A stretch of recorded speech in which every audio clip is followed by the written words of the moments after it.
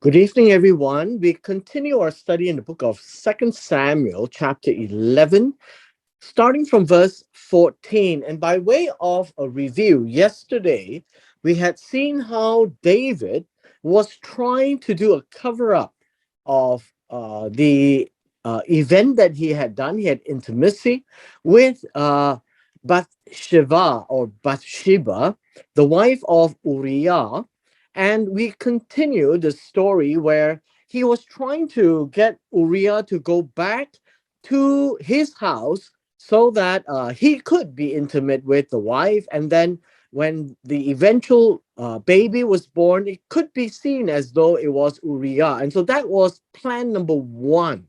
Now, notice when we are talking about this chapter, chapter 11, we need to bear in mind very, very clearly that we are not here to pass any judgment on anyone at this point in time. And I ask you to hold back that kind of a thinking, number one. Number two, the narrative that we are reading in chapter 11 is really a background story that nobody actually knows. It is actually told to us now that we are reading it, very likely from the prophet Nathan or Nathan. And whatever is written here in chapter 11 is just the background story that God wants us to know. And especially today, that God is not here to hide the warts and the dirt that David might have encountered and done. And so it is now presented to us to see that even David himself, God has not spared him, but allowed us to see the darker side of David. But more importantly, it is for us to really know what's happening in the life of David at this point in time. Chapter 11 is not the highlight of David, but yet God wants us to see the dark side of David's life where nobody could see. Not at that time, not even close, but we can. And so we are not to pass a judgment on what has already happened in the past because God was there and God had done his part. And so chapter 11 must be read with chapter 12. And so that is important for us to bear in mind. So let's continue with verse 14. So in the morning, David wrote a letter to Joab, that's the general, that is besieging Rabbah. And they have a incredible fight right there. And he sent it by the hand of Uriah. Now understand, Uriah is the husband of Bathsheba. And Uriah is also the soldier in David's army. Now, I've asked you to remember this yesterday because a soldier in David's army is supposed to listen to the king, listen to Joab, the general. And so Uriah has that in mind. And so you need to understand that the king in this day of the kingdom of Israel has absolute power. And with absolute power, no one dares to tell David that he has done wrong, if anybody has seen that. And so we have not seen anyone finding out what happened to David and Bathsheba. So at this point in time, we have plan B. Plan B is hatched such that Uriah will go back to the front line battle, and that if he is killed in the frontline battle, things will be settled. Now, for some piece of information that I could share with you, it appears that at that point in time when somebody goes to war, and so now let me just draw this out. We have two persons, and he goes to war. And so we have Bathsheba, and then we have Uriah, and he is the one who goes to war. And before he goes to war, he would have given to Bathsheba a bill of divorce. Now, let me explain to you why this is important. Is because that one of the biggest challenges that we have in a Jewish or Hebrew or Israelite marriage is that when a man goes to war and he's missing in action, he may be dead, he may not be dead, but the wife cannot remarry, and the wife will be husbandless or without a man forever. And in order to circumvent that problem, a bill of divorce is always given by the soldier, by the man who is going to war. And then he goes to war. And if he happens to die, it didn't matter because she had the bill of divorcement. And the bill of divorcement is actually dated the day it was given.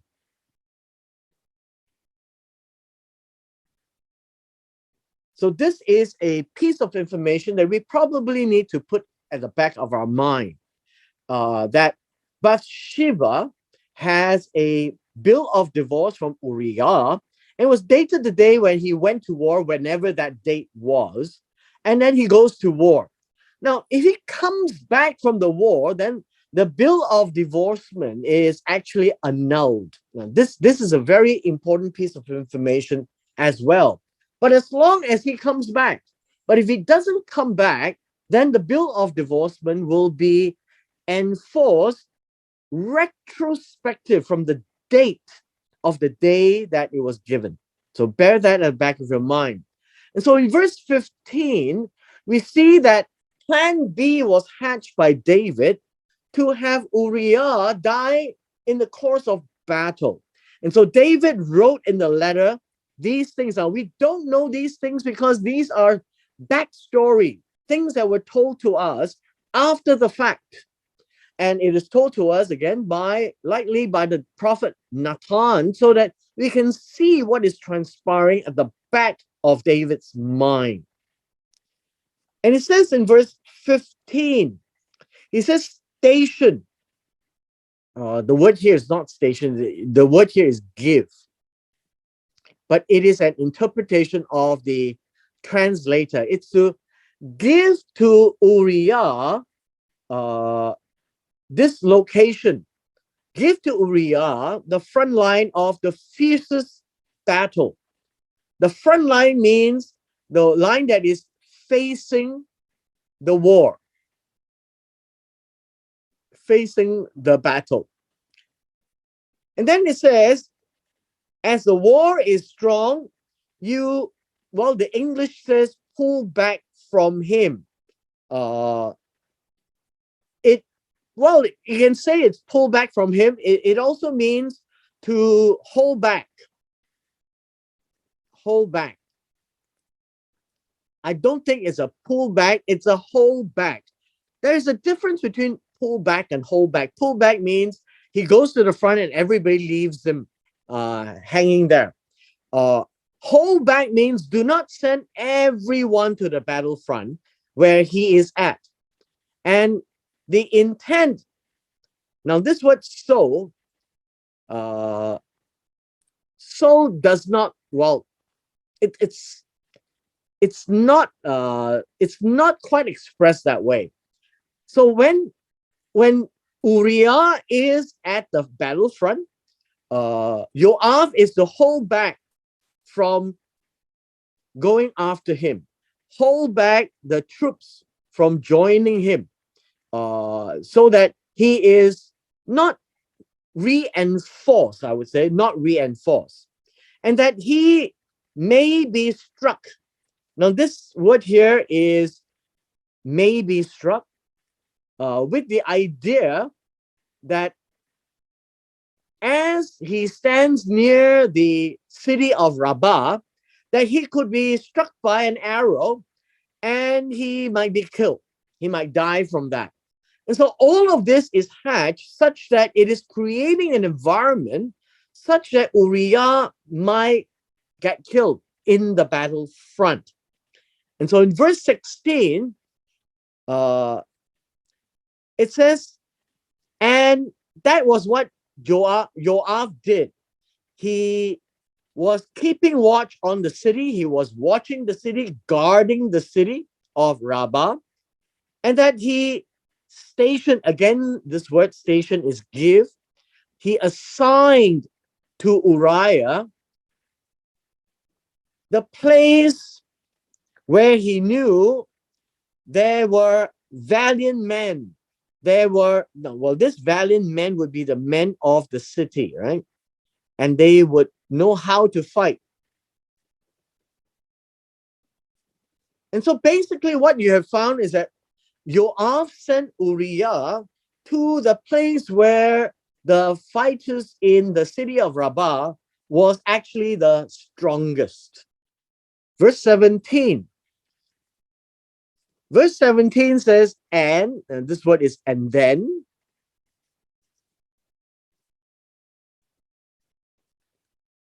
The men of the city, the valiant men of the city of Rabbah, which they have besieged, right? Rabbah. They came out, and this will be and then. So we are told a narrative here. They came out, and then they fought against Joab. And then this word is and then. Some of the people among David's servants fell. And this word again, and then. Uriah the Hittite also died. So what we do find is that Uriah was sent to the battlefront, and Joab knows where it is the strongest. And when the men of David, who was with Uriah, went there, they were struck down by these valiant men of the city. The valiant men of the city defended with their life, and they were much better in their battle. And some of the people of David died. Uriah also died. So we see this as a very genuine attack on the city, except that it is unfortunate that Uriah was also sent to the strongest point of the city. So the idea here is not so much the fiercest fighting, but where the men were the fiercest to fight back. And the likelihood of them being killed is very high. But it was not the grave intention to have people dying, but essentially we are seeing that this is a narrative, and these people died. So we should not read into the narrative any more than what is revealed to us. In verse 18, and then this would be after the servants who died and Uriah died, and this would be and then. Joab sent. Now, notice here they are correct. It is about sending a messenger, not sending a servant or sending somebody else. It is a messenger. And so whenever you read the word sent in chapter 11, it's always about a messenger. And then, another word, and then today we have a lot of and then because we're reading narratives. And then you would see that he reported to David all the events of the battle. Verse 19.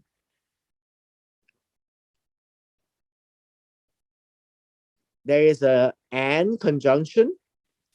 And David ordered the messenger to say, when will you finish telling all the events to the king? And this would be Joab, Joab was telling the messenger, when you finish telling everything to the king, and this is David, These are instructions given to the messenger. Then it shall be, in verse 20, that if the king wrath rises, he says to you, why did you move against the city to fight? Did you not know that they will shoot from the wall? Verse 21, and it says, who struck Avimelech, the son of Yerub Beshet? Did a woman not throw a millstone on him from the wall, so that he died at Tevetz? Why did you move against the wall? And then you shall say, your servant Uriah the Hittite also died. And so we are seeing that this is a genuine report of the war, of the battle. And along the way, Uriah's name was mentioned, is to be mentioned, right? Verse 22.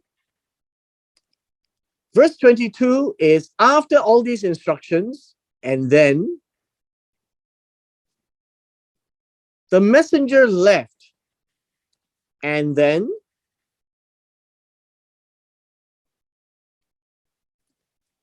he came to report to David everything that Joab had sent him. Now, this is quite important for us to see, because the messenger is supposed to say everything that Joab is supposed to tell David. Verse 23, we have a missing and then. The messenger said to David, the men prevailed against us. They were stronger. They were superior when they were fighting against us.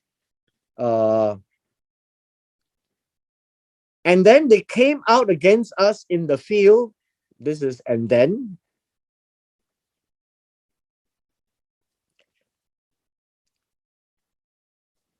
And this word is and then. We press them as far as the entrance of the gate.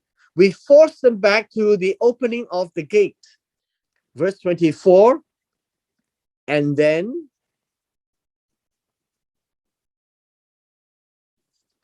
the archers shot your servants from the wall.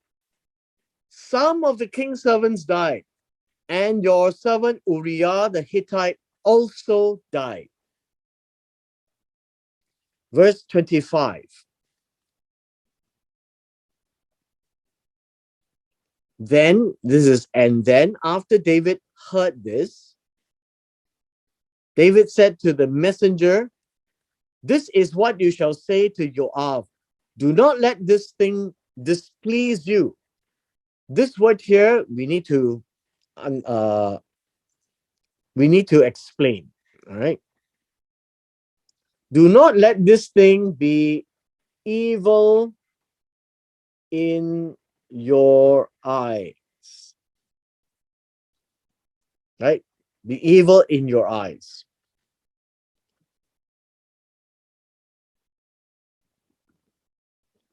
This thing would be the defeat and death of Uriah.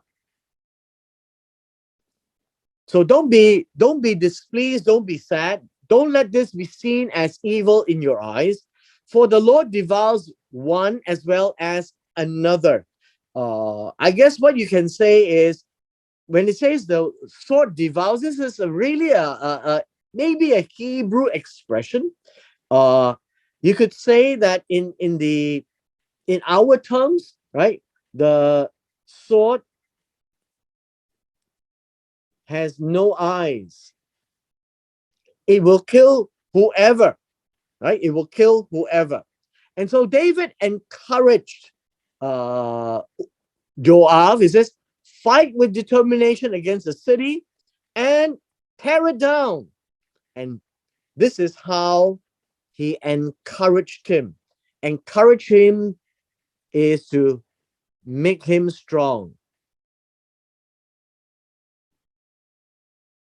So all you can see is Yoav doesn't know what's been happening except to send Uriah to the forefront where the battle was the strongest. Perhaps Yoav would think that Uriah would be the best man to do the job from the recommendation of David. Now, everything has happened in the course of a battle. So you must bear that in mind. Now we come to the last two verses for today, and these are your two, I would say, the most key verses before we enter into chapter 12. Verse 26. The word noun here means and then.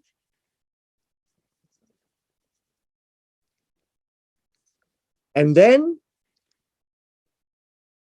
Uriah's wife heard that her husband was dead or had died.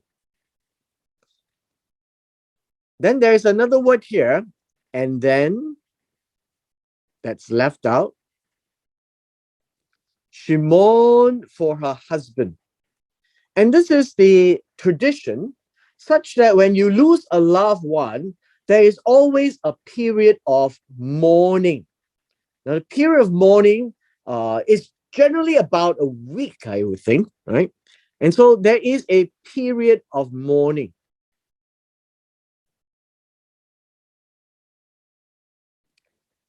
Also, that Uriah's wife, and this would be Bathsheba,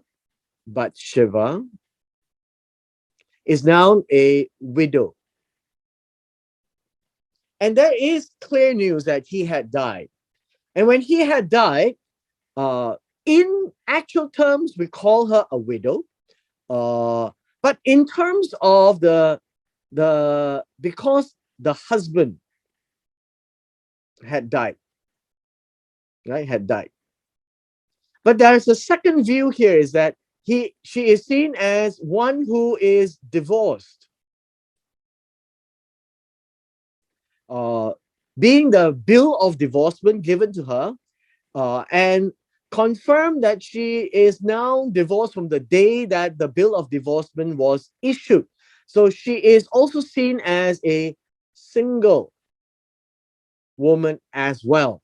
So these are things that we have to bear in mind, some of the peculiarities of an Israelite kind of a life in that community, where it is customary for the husband to have divorced the wife or given a bill of divorce to be executed in the event that he has died, so that she can remarry again. That is the concept of the bill of divorcement. She mourned for her husband, and verse 27 would be our key passage for today. So let's look at verse 27. Verse 27 has a series of 5 actions, which is what we call a narrative sequence. And so let me just mark this down for you.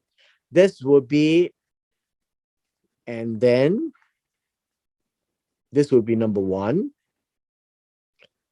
There is another one, and then, and this is number 2. We have another, and then, and this is number 3. We have, and then, and then, and this is number 4.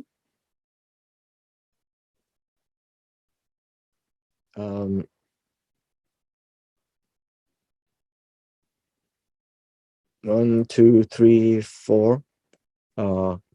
And then number 5. And then we have another one here. And then number 6. So there is a series of 5 actions, and by the narrative, and 1 with God.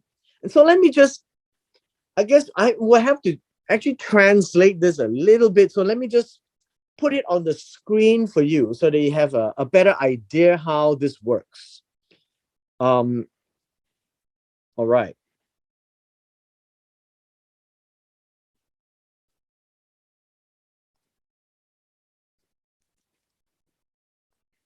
So in verse 27, it says, and then uh and then the mourning rites were over, were past. The next line is, and then uh he sent, and this would be uh the messengers.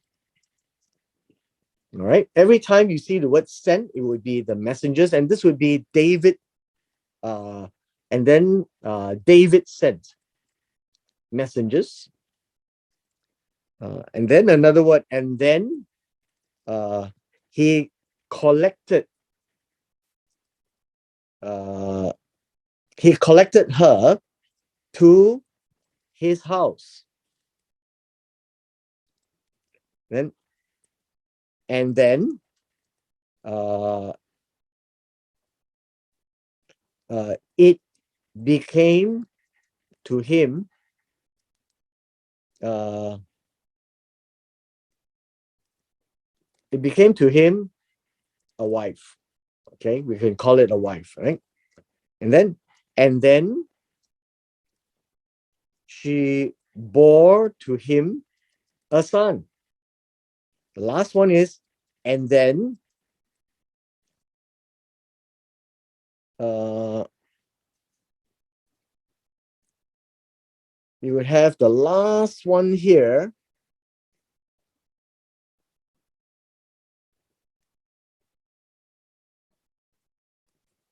And then the matter that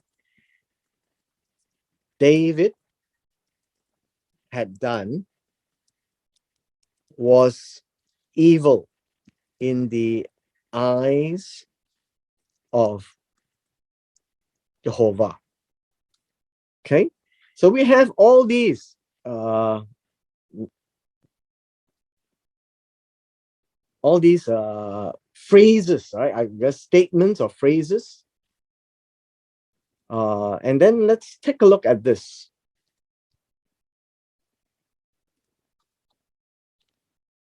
Now, once you see this, let's take a look at the first one.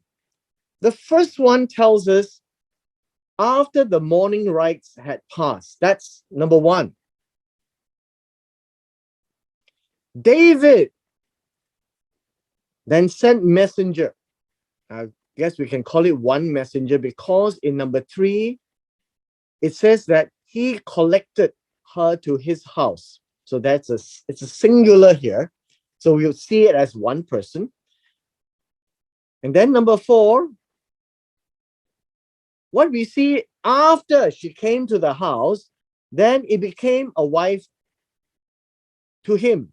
And that David essentially made Bathsheba a wife officially, formally, and publicly. The fifth item is once the period has passed, I guess probably be at least maybe 5-6 months from there, she bore to him a son, and that is where the problem starts. Understand this. And then we look at number 6. Number 6 says, and then the matter that David had done was evil in the eyes of the Lord. Now, this is important because this is in a sequence, right? This is in a sequence 1 to 2, 2 to 3, 3 to 4, 4 to 5. And then only number 6 happens after everything has happened. When the son is born, God considers that a matter that is evil in the eyes of God. And remember, evil in the eyes of God means something that God considers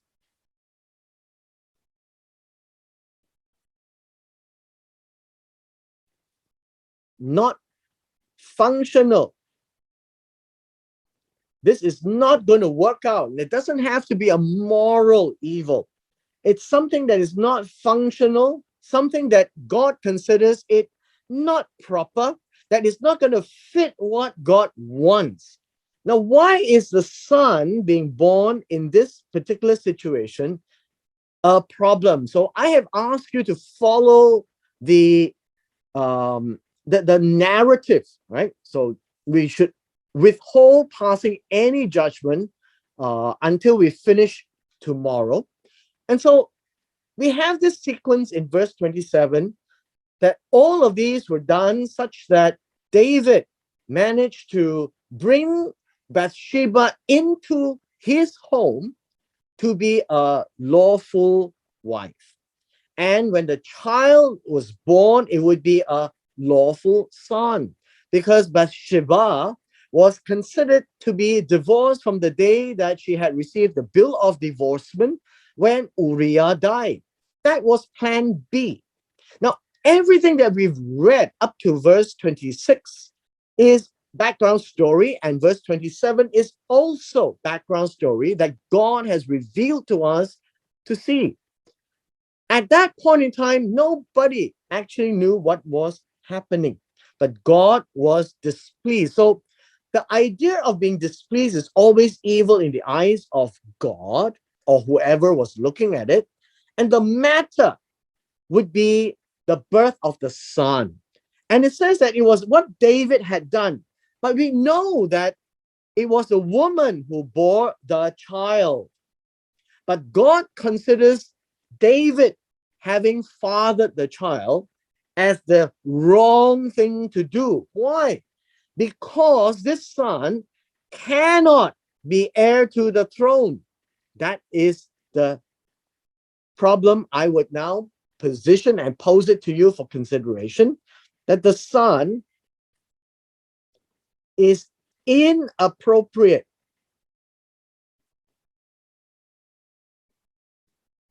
for the throne.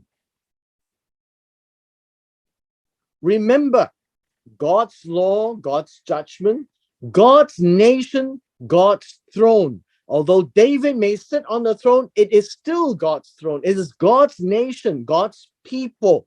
And it is God who would put the king there. Now, if this child, in the eyes of God, is considered evil, it is a wrong thing, because this child is not appropriate for the throne. Now, that is what I am trying to suggest to you in verse 27, that thing that David had done, the thing that David had done was having a son by Bathsheba in this manner. And I'm just also suggesting that number 6, but means and then. It is after the son was born that God considered that an evil thing in his eyes. And then God had to take action on this, because it would, I guess, if you look at it this way, it would foul up God's plan for the kingdom of Israel because of the indiscretion of David. Now, everything David had done is compliant to the law. He had manipulated, he had followed, and whatever has transpired is actually, it's legal, right? It's legal. And Bathsheba was considered divorced from the day she was given the bill of divorcement, which means that everything that happened shows that David had a legal son. And that was the problem in the eyes of God. Now, I leave this to you to consider, to weigh. Don't take everything I say without checking.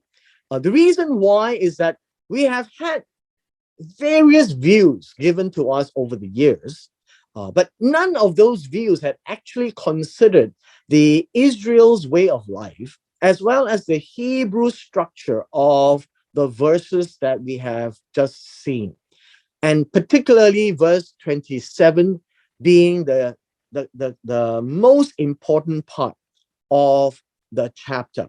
However, the story is not over. It is actually building to a crescendo.